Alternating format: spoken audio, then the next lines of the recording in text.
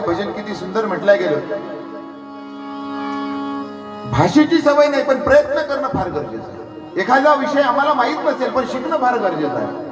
आम्ही आयुष्यभर विद्यार्थी आहोत आणि या विद्यार्थी जीवनात आम्ही शिकण्याची तयारी ठेवावी. बोलण्याची भाषा कोणाची कशी आहे समजून घेणं फार महत्वाचं आहे. एखादा चांगला भावनेतून आपल्या गावाला बोलला असेल पण त्याचा अर्थ जर चुकीचा निघाला तर मग नाचते म्हणतात. एखादं दूधही वाईट भांड्यात टाकलं तर नाचते. तुमच्या गावात हिंदी सर्वांना समजते. 7-8 दिवसात 6 दिवसात मला समजलं. पण काही महिला ग्रामीण मधल्या अजूनही अशा आहेत की ज्यांना हिंदी येत नाही. पण त्यांना काय म्हणायचं आहे, म्हातारी मंडळी असतात पण त्यांना काय म्हणायचं आहे हे समजून घेणं फार महत्वाचं आहे. आजही परिवारासाठी त्यांचा जो जीव दुखतो तो जीव आम्ही समजून घेतला पाहिजे. त्यांचं काय म्हणणं हे समजून घेतलं पाहिजे. एक म्हातारी अशीच होती ग्रामीण मधली.